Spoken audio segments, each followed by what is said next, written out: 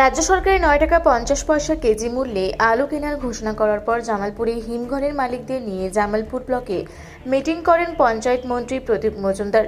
তারপরে জামালপুর ব্লক কৃষি আধিকারিকের অফিসে শুরু হয়েছে চাষিদের নাম রেজিস্ট্রেশন করার কাজ। সোমবার সেই এডিএ অফিসে তৃণমূলের ব্লক সভাপতি মেহমুদ খান তখন সেখানে লাইনে দাঁড়িয়ে জামালপুরের বিভিন্ন অঞ্চলের প্রায় 6000 চাষি তিনি সেখানে পৌঁছে দ্রুত আধিকারিকদের সাথে কথা বলে দ্রুত কাগজপত্র জমা নিয়ে রেজিস্ট্রেশনের কাজ সম্পন্ন করার ব্যবস্থা করেন। মেহমুদ খান বলেন তারা সর্বদাই কৃষক স্বার্থে কৃষকদের পাশে আছেন, তাই তিনি যাতে কৃষকদের কোনো সমস্যা না হয় সেই দেখতে এসেছেন।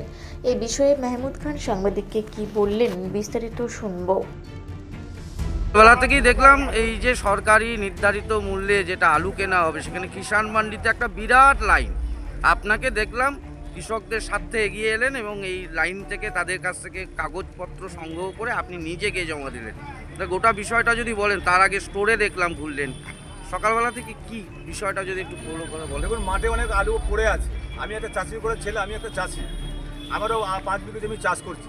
এই চাষিদের এই মুহূর্তে মাঠে যাবে না এখানে আসবে, সেই ক্ষেত্রে এখানে যদি সকাল থেকে লাইন দিয়ে একটা পর্যন্ত দাঁড়িয়ে থাকে, তাদের যে পেছনে কাজটা, যেহেতু আমি চাষির ছেলে বলে বুঝতে পেরেছি, ওই যে তাদের যাতে তাড়াতাড়ি যদি সারতে পারি, তাহলে আলু স্টোরে নিয়ে যাবে, আলু কুড়াতে হবে, এই ব্যাপারে গোটা চাষিরা ব্যতিব্যস্ত।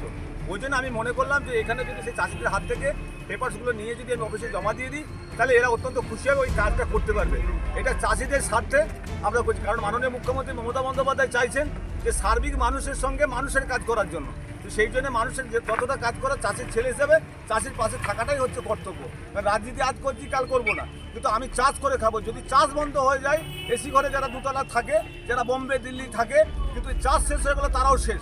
সেই জন্য চাষি ভাইদেরকে আগে বাঁচাতে হবে। চাষি ভাইরা যেমনভাবে বাঁচবে, শহরের মানুষরা খেয়ে পড়ে বেঁচে থাকবে। তাই আমরা চাইবো চাষিদেরকে সম্মান দিয়ে চাষিদের পাশে থেকে চাষিদের কাজগুলো করে দেওয়া। আলু কি কেনা শুরু হয়ে গেছে? হ্যাঁ, আলু কালকেও আমাদের আজকে টোকেন চলছে। আজকে প্রত্যেকটা স্টোরে আমাদের মাল যাচ্ছে, সেখানে সরকারিভাবে তাদের নেওয়া হচ্ছে এবং 475 টাকা করে আমাদের সরকার রেট করেছে, সেগুলো ওখানে পৌঁছে দেওয়ার জন্য। সেগুলো প্রত্যেকটা চাষি পাচ্ছে, তারা ওখানে নিয়ে যাচ্ছে আলু। সেখানে প্রত্যেকটা চাষির কাছে অনুরোধ, সরকারি যে গ্রেডিংটা বলেছে সেটা নিয়ে যাবেন। সরকার আলু কিনছে বলে এই নয় আপনি ফাটা ক্যাট আলু ঢুকিয়ে দেবেন, এটা যেন না হয়। এইগুলো তো আমাদের আরও অন্য জায়গায় তাকে দিতে হবে, সেই ক্ষেত্রে আপনাদের ছেলে মেয়েরাই খাবে। সেই জন্য যেন আলুটা গুণগত মান যেন ভালো থাকে। কোথায় এসেছিলেন? এই যে জমা দিতে। আজ কি জমা দিতে? আলু রাখার জন্য। আচ্ছা, কতটা উপকার হবে? কিছু সমস্যা হলো লাইনে দাঁড়িয়ে?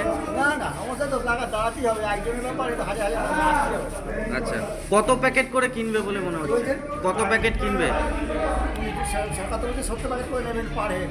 আচ্ছা, এমনিতে যদি তো এই অবস্থা, কেননা আপনার কোথাও মাঠে তো দাম নেই, সেই মাঠে দাম নেই আলু, সেখানে আপনি যে আলু কিনছেন, সরকার আলু কিনছে, কতটা উপকার হবে? অনেকটাই উপকার হবে, মানে কোথাও কি দাম উঠবে বলে মনে হচ্ছে? মানে আমাদের কোনো আশা নেই, আমরা জানি না, আমরা তো চাষি, আমরা জানি না। সরকার আলু কেনার ফলে কি কোথাও খরচাটা কোথাও উঠে আসবে? কিছুটা 70 বস্তা কত উঠবে? 70 দুগুণে 140, 14,000 টাকা উঠবে। আচ্ছা, কি নাম আপনার? আমার শরীর মোহাম্মদ আলম। কোথায় বাড়ি? জামালপুর থেকে আশিস কুমার ঘোষের রিপোর্ট, রূপসী বাংলা মিডিয়া। আপনারা দেখছেন রূপসী বাংলা মিডিয়া।